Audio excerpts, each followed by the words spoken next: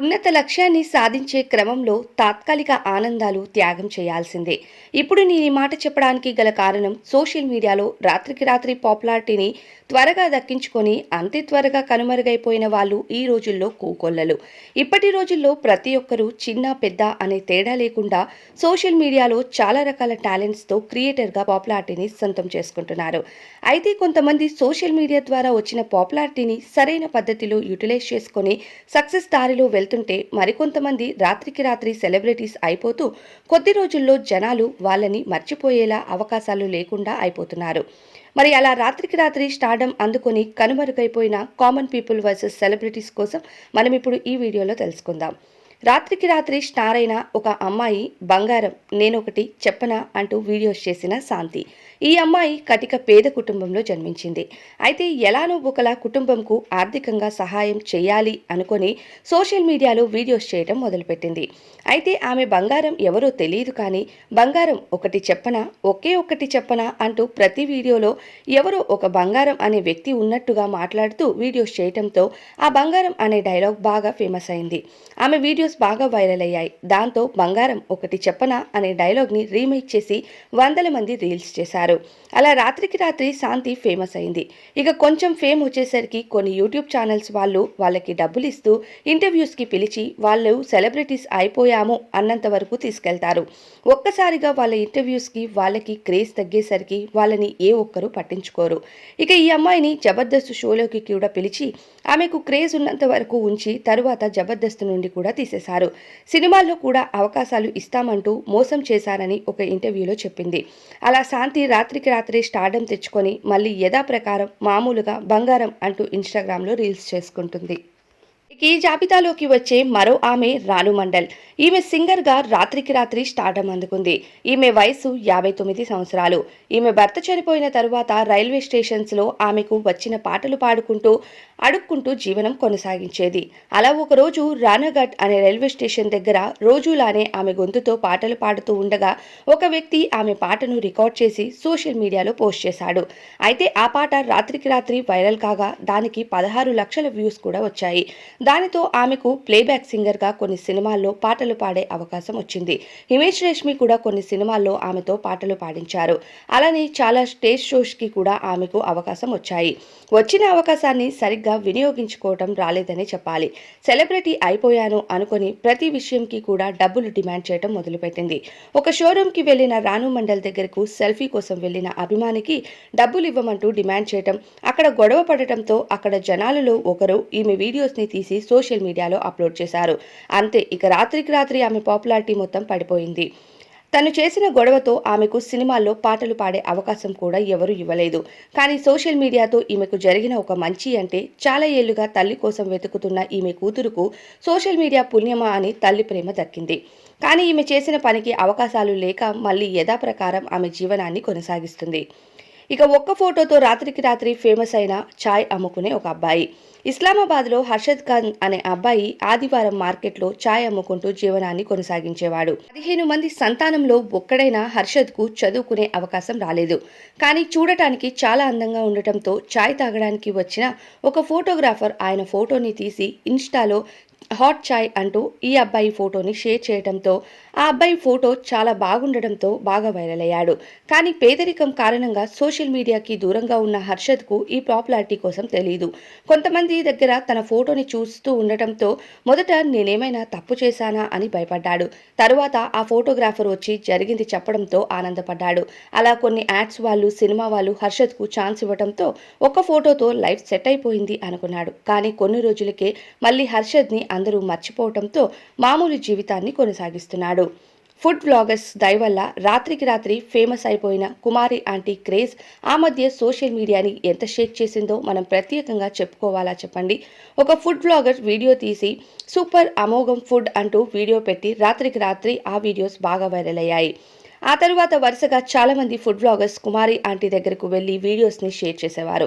ఇంతగా videos viral అవుతున్నాయి అంటే ఆమె దగ్గర ఫుడ్ ఎలా ఉంటుందో అంటూ కొంతమంది ఫుడ్ తినడానికి వెళ్తే చాలామంది ఆమెను చూడటానికి, ఆమె దగ్గర వీడియోస్ తీసుకోవడానికి వెళ్ళేవారు. అలా ఆమెను ఓవర్ నైట్ స్టార్ని చేసేశారు. ఐటీసీ కోహినూర్కు ఎదురుగా చిన్న గుడిసెలో ఆమె వెజ్ నాన్ వెజ్ మీల్స్ని అమ్ముకునేది. ఇక జనాలు రద్దీ పెరగడంతో రోడ్లపైన విపరీతమైన ట్రాఫిక్ పెరిగింది. ఆమె దగ్గరకు సాధారణమైన మనుషులతో పాటు సెలబ్రిటీస్ కూడా వెళ్లేవారు. ఇక రోడ్డుపైన రద్దీ పెరుగుతూ ఉండటంతో కుమారి ఆంటీ దగ్గరకు జనాలు ఎక్కువగా రావటం, పక్క బిజినెస్లు పూర్తిగా పడిపోవటంతో కుమారి ఆంటీ ఫుడ్ స్టాల్ని అక్కడి నుంచి తీసేయాలంటూ పోలీసులు రాత్రికి రాత్రి ఆమె ఫుడ్ స్టాల్ని క్లోజ్ చేయించారు. ఏ జనాలైతే ఒక్కసారిగా స్టార్డమ్ వచ్చేలా చేశారో అదే జనాల కారణంగా మంచిగా బిజినెస్ కాస్త క్లోజ్ అయ్యేసరి స్థాయికి వచ్చింది. మళ్ళీ కొంతమంది కారణంగా బిజినెస్ని ఓపెన్ చేసిన ఆమె బిజినెస్ కంటే ఇప్పుడు సోషల్ మీడియాలో యాక్టివ్గా మారి బుల్లితెరపై కొన్ని సీరియల్స్ ఈవెంట్స్లో కూడా కనిపిస్తున్నారు. ఇక రాత్రికి రాత్రి సోషల్ మీడియాతో స్టార్డమ్ అందుకున్న మరో క్రియేటర్ బర్రెలక్క. నేను బాగా చదువుకున్నా, కానీ ఉద్యోగం లేదు, అందుకే బర్రెల్ని కాచుకుంటున్నా. ఈ 2 బర్రెలే నా జీవితాన్ని కాపాడుతున్నాయి అంటూ బర్రెలతో 2-3 వీడియోస్ని షేర్ చేసింది. అంతే, ఆమె వీడియోస్ బాగా వైరల్ అయ్యాయి. అమంతం ఆమెకు ఫాలోవర్స్ పెరిగారు. అలానే చిన్న చిన్న క్రియేటర్స్కి తీసుకొచ్చి ఇంటర్వ్యూస్ చేసే కొన్ని ఛానల్స్ కారణంగా ఆమె ఇంటర్వ్యూస్ ఇస్తూ ఆమెకు రాజకీయాల వైపు వెళ్లాలని ఉంది అంటూ జనాలకి తెలిసేలా చేసింది. అలా రాజకీయాల వైపు కూడా రావాలని ప్రయత్నించి ఎమ్మెల్యేగా పోటీ చేసింది. కానీ 2 సార్లు ఆమె అపజయం పాలవటంతో ఇటీవలే 2వసారి వివాహం చేసుకుని కామ్గా లైఫ్ని లీడ్ చేస్తుంది. అయితే ఆమె ఏంటో, ఆమె టాలెంట్ ఏంటో ప్రూవ్ చేసుకోవడానికి బిగ్ బాస్ సీజన్ 8కి రాబోతుంది అంటూ వార్తలైతే వినిపిస్తున్నాయి. మరి ఆమె బిగ్ బాస్ హౌస్లోకి వస్తే ఎలా ఉంటుందో కామెంట్స్లో చెప్పండి. ఇక ఇదే జాబితాలోకి వచ్చే మరో ఓవర్ నైట్ స్టార్ కుర్చీ తాత. కుర్చీ మడత పెడతా అనే డైలాగ్తో రాత్రికి రాత్రి ఫేమస్ అయిపోయాడు. ఈ డైలాగ్ని ఏకం మహేష్ బాబు నటించిన గుంటూరు మిర్చి సినిమాలో వాడేశారు. కృష్ణానగర్ పార్క్ దగ్గర రోడ్డుపైన కూర్చొని ఉన్న ఈ కుర్చీ తాతను ఒక యూట్యూబ్ ఛానల్ వాళ్ళు ఇంటర్వ్యూ చేశారు.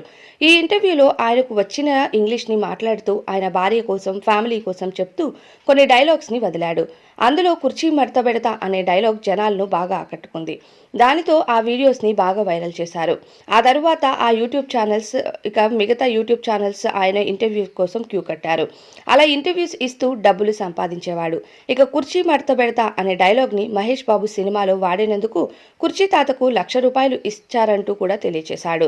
నన్ను మోసం చేశారు, నా డైలాగ్ని వాడుకొని కేవలం 1,00,000 మాత్రమే నా చేతిలో పెట్టారంటూ బాధపడ్డారు. అలా బాధపడుతూ కొన్ని వల్గర్ లాంగ్వేజెస్ని యూజ్ చేయడంతో జనాలు ఈయన్ని తిట్టిపోయటం మొదలుపెట్టారు.